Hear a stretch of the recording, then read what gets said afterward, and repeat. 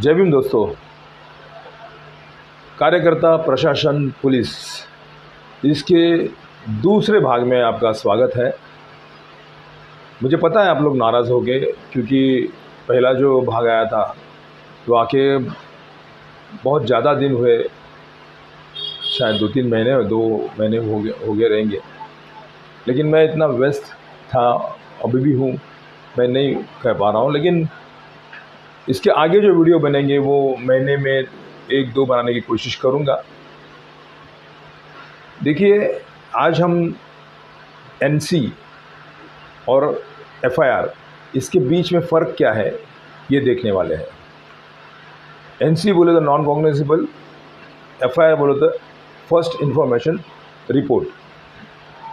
दरअसल हमारे जो कार्यकर्ता है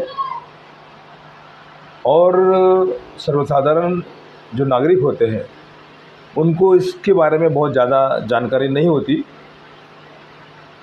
इसीलिए होता ये है कि जो समाज के अंदर कार्यकर्ता नाम से जो कार्य करते हैं, मैं सभी के बारे में नहीं बोलूँगा, उनमें से बहुत ज़्यादातर कार्यकर्ता अपने लोगों के लिए काम करते हैं। अपने लोगों के बारे में उनके दिल में करुणा है, इसीलिए वो कार्य करते हैं। लेकिन कुछ लोग, मुझे बहुत बुरा लगता है ऐसा बोलने में, कुछ लोग पुलिस की दलाली करते हैं। यानी कि वो इंतज़ार करते हैं कि कब कुछ मैटर हो और मैं वहाँ पे पहुँच जाऊँ। जिस मैटर में पुलिस को पैसा देने का कोई संबंध नहीं, हालांकि पुलिस को पैसा देने की कभी भी ज़रूरत नहीं पड़ती, उसे भ्रष्टाचार कहते हैं। उसके बावजूद भी ऐसे जो कार्यकर्ता होते हैं वो हमारे लोगों को डराते धमकाते हैं, उनके दिल में डर पैदा कर देते हैं और ये डर की वजह से वो कार्यकर्ता पैसा देने को राजी हो जाता है। ये लोग उसको उकसाते, अरे तू अगर पैसा नहीं देगा तो अटक जाएगा, तुझे ये सज़ा होगी, वो सज़ा होगी।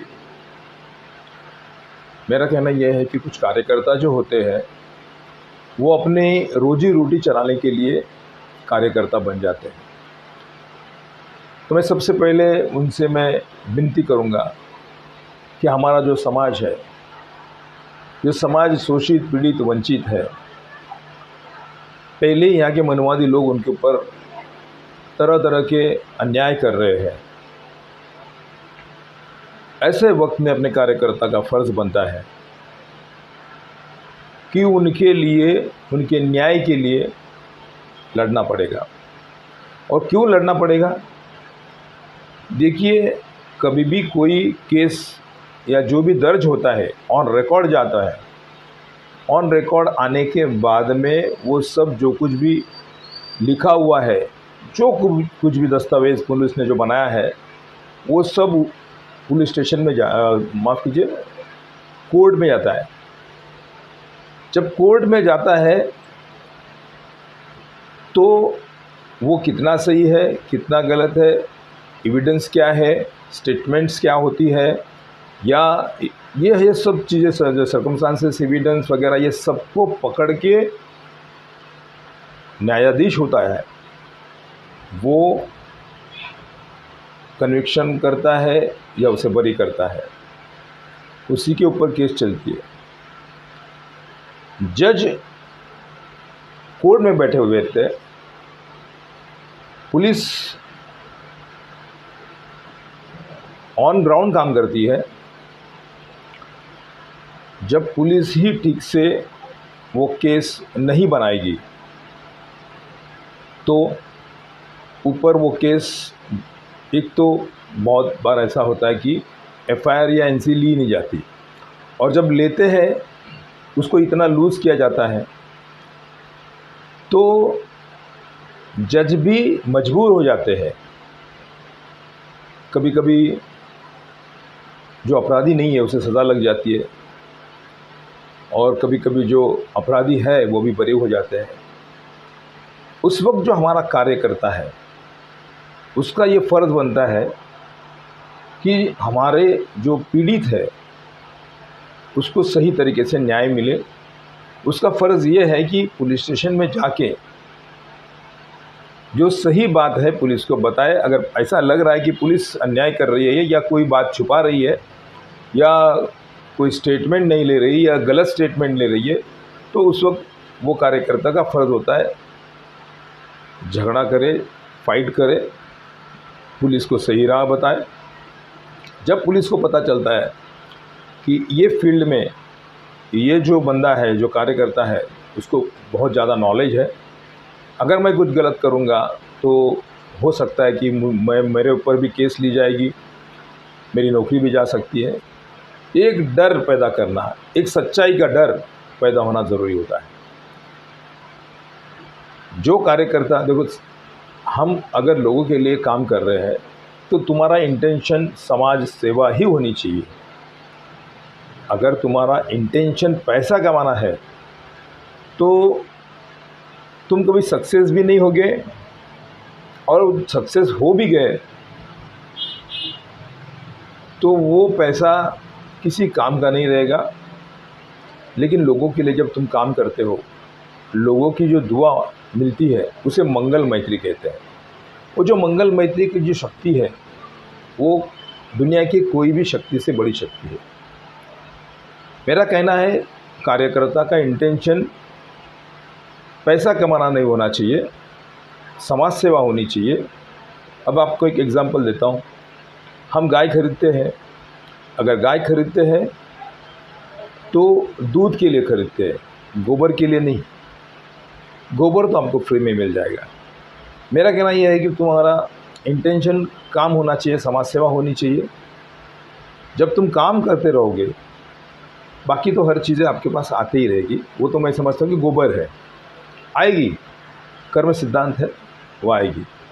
तो ये मेरी विनती थी। अभी हम लोग चल रहे हैं, पहले हम देखेंगे FIR क्या होता है, गुना रजिस्टर। मैंने बताया है CRPC मतलब क्रिमिनल प्रोसीजर, CRPC मतलब पुलिस को किस तरह काम करना है, पुलिस का काम करने का तरीका क्या होगा, वो CRP से रहेगा।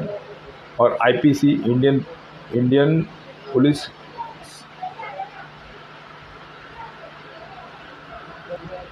इंडियन पिनल कोड, माफ़ कीजिए, वो इंडियन पिनल कोड होता है जो भारतीय दंड संहिता उसे कहते हैं।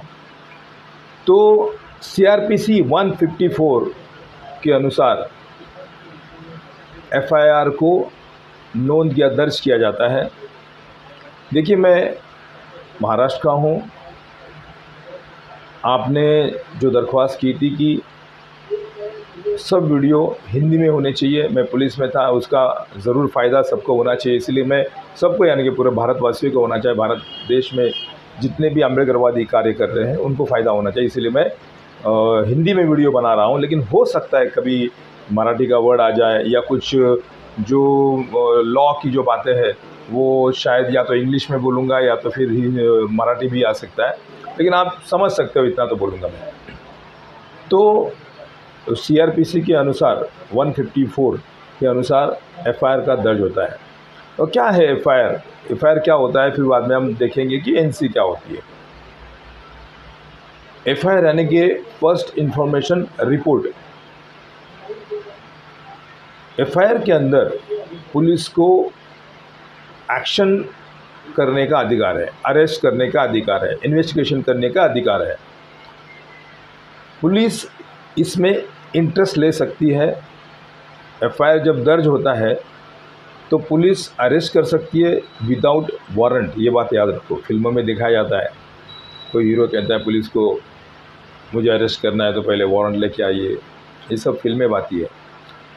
फिल्मों की बातों को सीरियसली मत लो, वरना बड़ी मार पड़ेगी फिर, समझे। तो अगर FIR दर्ज है उसमें भी काफ़ी प्रोविज़न है। आजकल तो सुप्रीम कोर्ट्स की काफ़ी अमेंडमेंट्स या काफ़ी नए उनके डायरेक्शंस हैं। कई चीज़ों में वो पुलिस इन्वेस्टिगेशन के लिए बुलाती है। फिर वो एंटीसिपेटरी बेल का भी प्रोविज़न है। एंटीसिपेटरी बेल का जो प्रोविज़न है वो सर्टन जो धाराएँ हैं उसके अंदर आप एंटीसिपेटरी ले सकते हैं, कुछ धाराओं में आप एंटीसिपेटरी नहीं ले सकते हो। खैर वो तो हम लोग आगे आगे देखते जाएंगे किस धारा में हम लोग एंटीसिपेटरी ले सकते हैं, किस में नहीं ले सकते। तो अगर कोई ऑफिसर को ये इन्फॉर्मेशन मिल जाती है, ये इन्फॉर्मेशन पुलिस स्टेशन में कोई आया, फरियादी आया, उसने फरियाद की और फरियाद में बताया कि ऐसी ऐसी घटना हुई है, मुझे मारा गया है, मेरी चोरी हुई है, मेरे साथ में रॉबरी हुई है, जो कुछ भी हुआ है वो पुलिस स्टेशन में आके खुद बताता है। एक तरीका। दूसरा तरीका, वो कोई अर्जी देता है। अगर पुलिस स्टेशन का स्टेशन ऑफिसर, ड्यूटी ऑफिसर, अगर वो एफआईआर दर्ज नहीं करता है तो वो फिर से अपने घर जाके पोस्ट में वो जो कुछ भी लिखना है वो लिख के पुलिस स्टेशन को भेज सकता है। फिर उसके ऊपर भी कार्रवाई होनी ज़रूरी है। तो ये सब चीज़ें हैं। जब एफआईआर दर्ज होता है, देखो गवर्नमेंट की, हर स्टेट गवर्नमेंट की एक एफआईआर की किताब होती है, जो बुक्स होती है, उसके अंदर वो एफआईआर की नोंद होती है, एफआईआर दर्ज किया जाता है, जिसमें फरियादी का नाम, फरियादी का जो घटना घटी है वो कहाँ घटी है, वक्त क्या था, ऐसी काफ़ी चीज़ें उसमें इम्पोर्टेंट होती है, लिखी जाती है। फिर उसकी नोंद स्टेशन डायरी में होती है। हर पुलिस स्टेशन के पास एक स्टेशन डायरी होती है, जिसमें 24 घंटा वो स्टेशन डायरी में वो जो ड्यूटी ऑफिसर है वो लिखता है कि क्या हुआ, कहाँ रवाना हुआ है, कहाँ से आए, किसका इन्वेस्टिगेशन किया, कौन सा अंडर सेक्शन में या कौन सा एफआईआर नंबर में इन्वेस्टिगेशन किया, या कहाँ कहाँ गए थे। तो स्टेशन डायरी बहुत ही इम्पोर्टेंट डॉक्यूमेंट है आगे के, मतलब इन्वेस्टिगेशन जब कोर्ट में जब केस चलती है तो उस वक्त स्टेशन डायरी का बहुत बड़ा इम्पोर्टेंस होता है। तो वहाँ पे एंट्री होती है, उसके अंदर जो स्टेशन डायरी होती है, शॉर्ट में एफआईआर कैसे हुआ, उसकी घटना क्या हुई, कहाँ हुई, वक्त क्या था और एफआईआर नंबर क्या है, वो वहाँ पे लिखा जाता है। फिर उसमें एक सीआर नोंद करके दूसरी एक बुक होती है, जिसमें शॉर्ट में सीआर नंबर, हकीकत मतलब शॉर्ट में हकीकत क्या थी वो वहाँ पे दर्ज होता है। वहाँ पे वो नंबर वाइज होता है, लेकिन सीआर नंबर, एफआईआर नंबर अलग होता है और वहाँ के सीआर नंबर अलग होता है। तो उस सीआर नंबर से आम आदमी को कुछ लेना देना नहीं होता है, लेकिन वो भविष्य में हर डॉक्यूमेंट वो फ्यूचर में कोर्ट में जाने वाले रहते हैं। इन्वेस्टिगेशन के लिए ये ज़रूरी है सब। अब इसका रूल, एफआईआर का रूल ऐसा है, एफआईआर होने के बाद उसकी एक कॉपी वो फरियादी को देना कंपलसरी है, देना ही है, वो भी 24 घंटे के अंदर। तो फरियादी का वो हक बनता है कि भाई मेरी एफआईआर की कॉपी कहाँ है। फरियादी ज़बान से अगर स्टेटमेंट दे रहा है तो ड्यूटी ऑफिसर उसको, या जो भी इन्वेस्टिगेशन ऑफिसर है, आईओ कहते हैं उसे, इन्वेस्टिगेशन ऑफिसर उसको अभी कंप्यूटर पे, जो आजकल है कंप्यूटर पे, वो टाइप करेंगे, उसका प्रिंट आउट निकालेंगे, जो फरियादी होता है वो फिर पढ़ेगा। अगर उसको लगा कि इसमें कुछ फ़र्क है तो वो कहेगा ये मैंने कहा नहीं, ये मुझे चेंज करना है, तो उसको वो अधिकार है कि वो चेंज करवाने का अधिकार है। एफआईआर के अंदर जो स्टेटमेंट है वो स्टेटमेंट को बदलने का किसी को भी अधिकार नहीं है। जो फरियादी है, फरियाद दे रहा है, वो स्टेटमेंट देते वक्त उसे ध्यान देना चाहिए कि मेरी एक गलत बात से जो आरोपी है वो आरोपी को उसको उसका एडवांटेज मिल सकता है। इसीलिए बहुत सोच समझ के स्टेटमेंट देनी चाहिए। कभी कभी पुलिस खुद बोलेगी नहीं, ये नहीं, ऐसा नहीं ऐसा करना चाहिए, हम बोलते वैसा लिखो, तो पुलिस का आपको नहीं सुनना है। उसका इम्पोर्टेंस, उसकी ग्रेविटी हो सकता है पुलिस कम करें, तो वो पुलिस की बात हमें नहीं सुननी चाहिए। जो घटा है वो बताना चाहिए। अब फरियादी जिसके ऊपर अन्याय हुआ वो ही नहीं हो सकता। कभी कभार काफ़ी चीज़ों में वो हॉस्पिटलाइज होता है, उसके साथ में जो बंदा होता है उसकी फरियाद ली जा सकती है।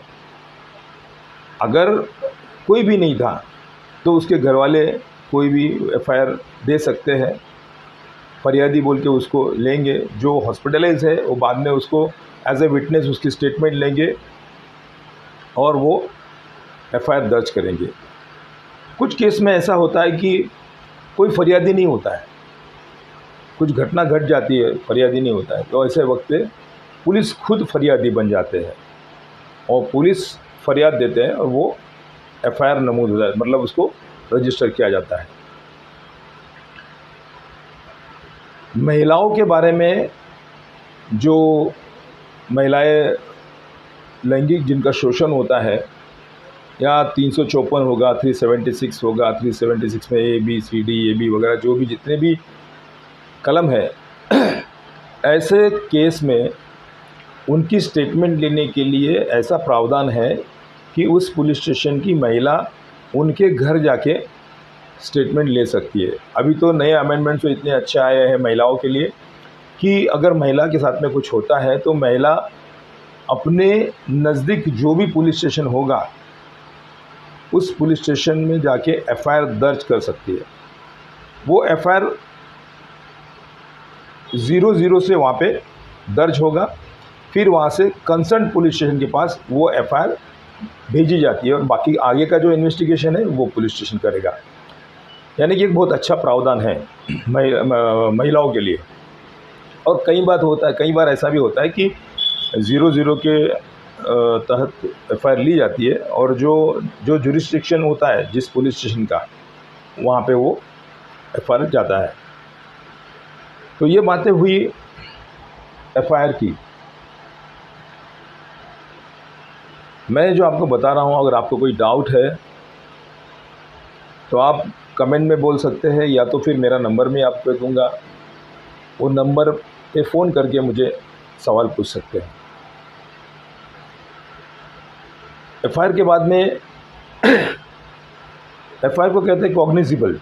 एफआईआर को कहते हैं कॉग्निजिबल, यानी कि पुलिस जिसमें इंटरफेयर कर सकती है, जिसमें पुलिस विदाउट वारंट अरेस्ट कर सकती है, उसको कहते हैं एफआईआर। सीआर रजिस्टर होने के बाद में पुलिस उसको अरेस्ट कर सकती है। अभी कभी कभी क्या होता है कि जो आरोपी छुपा है कहीं पे, तो छुपने के बाद में पुलिस को वो पूरा अधिकार होता है। अगर पुलिस कंफर्म है कि आरोपी यहाँ पे छुपा है, अगर वो दरवाज़ा नहीं खोल रहा है तो दरवाज़ा तोड़ने का अधिकार पुलिस को उसमें है। उसमें हम लोग बाद में अटक कैसे किया जाए और जो बाद में हम लोग उसके ऊपर बात करेंगे, तो मैं उसमें सब बताऊंगा। ये हुआ कॉग्निजिबल, जिसमें पुलिस को पूरा अधिकार है इंटरफेयर करने का, इन्वेस्टिगेशन करने का। आगे एविडेंस एक्ट के अंदर हम लोग काफ़ी चीज़ों को डिस्कस करने वाले हैं related to this FIR only. और एफआईआर के अंदर सीआरपीसी 164 के तहत जो मैजिस्ट्रेट उनकी स्टेटमेंट रिकॉर्ड करते हैं, वो स्टेटमेंट मैजिस्ट्रेट के सामने रिकॉर्ड की जाती है। तो 164 यानी कि वो बहुत इम्पोर्टेंट डॉक्यूमेंट होता है। आम केस में जब आम जो फरियादी होता है वो आगे चल के हॉस्टाइल भी हो जाता है, लेकिन 164 में हॉस्टाइल होने का मतलब बहुत कम चांस होता है, क्योंकि वो स्टेटमेंट खुद मैजिस्ट्रेट ने रिकॉर्ड की होती है, इसीलिए वहाँ पे हॉस्टाइल होने का सवाल नहीं होता है। लेकिन काफ़ी लोग हॉस्टाइल भी होते हैं, लेकिन उसमें चांसेस कम है, बहुत मुश्किल बात होती है।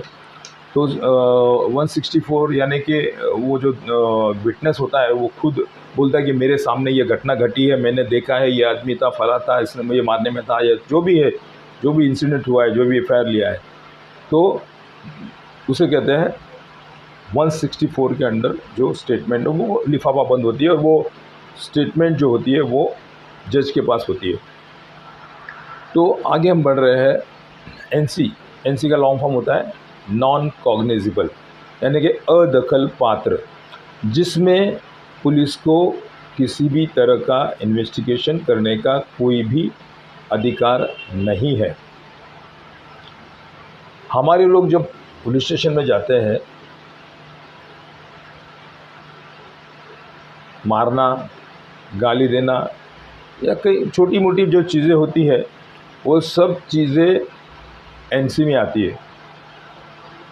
आगे चल के हम लोग जब आईपीसी की धाराएं देखेंगे, उसके अंदर जो इम्पोर्टेंट धाराएं हैं हमसे रिलेटेड है, वो इम्पोर्टेंट धाराएं मैं सब आपको एक एक करके जो इम्पोर्टेंट धाराएं हैं वो बताऊंगा। उसमें कैसे क्या होता है, कैसे इन्वेस्टिगेशन किया जाता है, फरियादी को क्या बोलना है, और जो एविडेंस कैसे देना है, वगैरह वगैरह, ये हर चीज़, हर बातें आएंगी। हमारे लोगों को बहुत सी गलतफहमी होती है कि मैं पुलिस स्टेशन तो गया था, पुलिस स्टेशन में जाने के बाद में पुलिस ने कुछ तो लिख के लिया और मुझे पर्ची दे दी। वो क्या लिख के देता है? एनसी, नॉन कॉग्निजिबल, जो उसका एक रजिस्टर होता है, उसमें वहाँ पे वो सब आपका नाम लिखेगा, कौन सा अंडर सेक्शन वो लिखेगा, उसके बाद में घटना कहाँ हुई, और शॉर्ट में उसकी स्टोरी रहेगी। और जो अपोजिशन जो है, जो आरोपी है, आरोपियों का नाम वगैरह सब कुछ होगा। लेकिन पुलिस उसके अंदर इन्वेस्टिगेशन नहीं कर सकती, पुलिस को अधिकार नहीं है। समझो आपके खिलाफ़ कोई एनसी हुई है, पुलिस स्टेशन से फ़ोन आया कि आपके खिलाफ़ एनसी हुई है, सो एंड सो आप पुलिस स्टेशन में आइए। अगर आप कहते हो ऑफिसर को कि ठीक है, मैं अभी, मुझे टाइम नहीं है, मैं नहीं आ सकता हूँ, तो वो उसका हक है, उसका अधिकार है, क्योंकि पुलिस को अधिकार नहीं है इन्वेस्टिगेशन करने का। तो बहुत बार ऐसे अपने लोगों को लगता है कि यार पुलिस कुछ काम नहीं कर रही है, लेकिन लोगों को ये पता नहीं होता है कि एनसी है, तो एनसी के अंदर पुलिस को इन्वेस्टिगेशन करने का अधिकार ही नहीं है। तो इन्वेस्टिगेशन नहीं, एक्शन नहीं, अरेस्ट नहीं, कुछ भी नहीं है। लेकिन एक प्रावधान है। आप बोलोगे यार एनसी भी, एनसी काय के लिए रखी है? एक प्रावधान ऐसा है, एनसी लेते हैं सीआरपीसी 155 के तहत। उसमें एक प्रावधान ऐसा है, जो ड्यूटी ऑफिसर है, जो एनसी ली है, दर्ज की है, उसका फ़र्ज़ है कि जो एनसी में फरियादी है उसको बताना। उसको क्या बताना है उनको? जो जुडिशियल मैजिस्ट्रेट के पास जाओ। जब वो जुडिशियल मैजिस्ट्रेट के पास जाएगा, वहाँ पे जज को विनती करेगा, ऐसी ऐसी घटना हुई थी, और जो भी है आपका, जो भी नुकसान हुआ है वो उसको बताएंगे। तो थ्रू प्रॉपर चैनल, मतलब जो भी कोर्ट, हमारा जो एडवोकेट रहेगा वो बताएगा, और जज को ऐसा लगा कि ये जेन्युइन है, तो जज डायरेक्शन देंगे, या जो आरोपी है उसको अरेस्ट वारंट वो जुडिशियल मैजिस्ट्रेट निकाल सकता है। तो काफ़ी बहुत बार तो ऐसा होता है कि हमारे जो लोग होते हैं एनसी लेते हैं, उनके हाथ में वो पर्ची आ जाती है एनसी की, उनको लगता है मेरा काम ख़त्म हो गया, और पुलिस आगे इन्वेस्टिगेशन भी नहीं करते, अरेस्ट भी नहीं करते, तो हमारे लोग नाराज़ हो जाते हैं। तो नाराज़ होने की कोई ज़रूरत नहीं है, क्योंकि हमारा देश का जो कानून है उसमें नॉन कॉग्निजिबल में इन्वेस्टिगेशन करने का, अरेस्ट करने का कोई भी प्रावधान नहीं है। लेकिन फिर हमारा फ़र्ज़ क्या बनता है? आप जुडिशियल मैजिस्ट्रेट के पास जाएंगे, वहाँ पे बाकायदा वो ऑर्डर देंगे या वारंट निकालेंगे, पुलिस को या तो वो डायरेक्शन देंगे कि इस केस में इन्वेस्टिगेशन करो, और या तो फिर बोलेंगे कि उसमें उसको अरेस्ट करो। तो एनसी और एफआईआर का फ़र्क आपको समझ में आया। हम लोगों के बीच में जितनी भी मिसअंडरस्टैंडिंग है एनसी और एफआईआर के बारे में, मैं कोशिश कर रहा हूँ कि वो दूर किया जाए। क्योंकि काफ़ी कार्यकर्ता मैंने देखे हैं, लोग देखे हैं,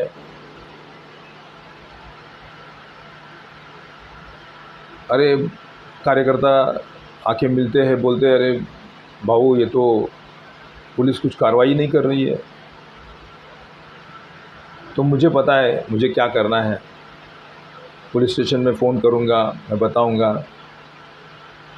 कि भाई ये मैटर हुआ है, ऐसा है उसमें तो एनसी है, एफआईआर है, एफआईआर के अंदर कुछ बातें अगर नहीं रहेगी, एविडेंस क्या है, कैसे इन्वेस्टिगेशन करनी है, एविडेंस क्या कलेक्ट करना है। देखो लोग अपने से डरते हैं जब आपको नॉलेज हो। प्रशासन पुलिस हमें डरता नहीं। डरते कौन है? जो गलत काम करते हैं। और कौन गलत काम करते हैं आपको पता है। तो हमें सजग रहना है, ज्ञानी बनना है, पढ़ना है, स्टडी करना है। मेरी कोशिश यही रहेगी कि आपको, जो मैं पुलिस डिपार्टमेंट के अंदर 24 साल नौकरी कर चुका हूँ, उसका फ़ायदा मेरे पूरे समाज को मिले, पूरे अम्बेडकरवादियों को मिले। तो ये सब चीज़ें जो है ये बहुत ज़रूरी है। अगर ये चीज़ें हमें पता नहीं होगी तो हम या तो पुलिस को कोसेंगे, या तो हमारे कार्यकर्ताओं को कोसेंगे, या तो व्यवस्था को हम कभी कभी। दूसरी बात यह है कि पुलिस स्टेशन में 2 पार्टी आती है, एक फरियादी होता है, एक आरोपी होता है। पुलिस वाले एक टाइम में एक को खुश कर सकते हैं, मतलब 50% लोग पुलिस से नाराज़ होती है। मैं पुलिस में था, पुलिस में क्या अच्छा चलता है, क्या सही चलता है, क्या गलत चलता है, ये हर चीज़ मैंने देखी है। पुलिस के भी कुछ प्रश्न हैं, पुलिस की भी कुछ मजबूरियाँ होती है। मैं अगर मुंबई पुलिस के बारे में बोलूँ तो मेरा कहना यह है कि मुंबई पुलिस पूरे भारत देश के अंदर ट्रांसपेरेंट काम करती है। उसके बावजूद भी इतना काम अच्छा भारत देश में नहीं होता है। तो सोच सकते हो कि मुंबई के बाहर, महाराष्ट्र के बाहर किस तरह से काम होता है। मैंने आंखों से देखा है। मैं इन्वेस्टिगेशन करते करते पूरे भारत में घुमा हूँ, यूपी, बिहार, यहाँ तो बहुत बार जा चुका हूँ। वहाँ के लोग, वहाँ के ऑफिसर्स किस तरह से काम करते हैं। लेकिन एक बात याद रखो, अगर आपको नॉलेज है, अगर आपको पता है किस में क्या होता है, किस में क्या नहीं होता है, अगर आप पुलिस को सही तरीके से बताओगे तो दुनिया डरती है तुम्हारे नॉलेज को। बाबा साहब कहते थे कि ये लोग जो मुझे डरते हैं वो मुझे नहीं डरते, मेरे ज्ञान को डरते हैं, मेरे नॉलेज को डरते हैं। तो हमें किसी को डराना नहीं है। डरते यानी कि जिस तरह से वो लोग अन्याय करते थे, अब वो लोग अन्याय नहीं करते हैं, कर नहीं पाते। हमारे लोग जितने जागरूक होंगे उतना ही हमारा अन्याय कम होते जाएगा। तो मैं इतना ही कहना चाहूँगा, सजग रहो, जागरूक रहो और लोगों के लिए काम करो। बाकी पैसों के लिए काम मत करो, बाकी सब चीज़ें ऑटोमेटिकली आ जाती है। तुम्हारा इंटेंशन सही है तो सब कुछ आ जाएगा। एनसी और एफआईआर, इस बारे में कोई भी शंका, आशंका कुछ भी रहे तो मुझे फ़ोन कीजिए। इतना ही बोलता हूँ और ये दूसरा जो पार्ट है वो यहाँ पे ख़त्म कर देता हूँ और जल्द ही जल्द तीसरा चौथा कंटिन्यू आऊँगा और कोशिश करूँगा कि आपको हर चीज़ की नॉलेज हो। इतना ही बोलता हूँ। जय भीम, जय भारत, जय संविधान।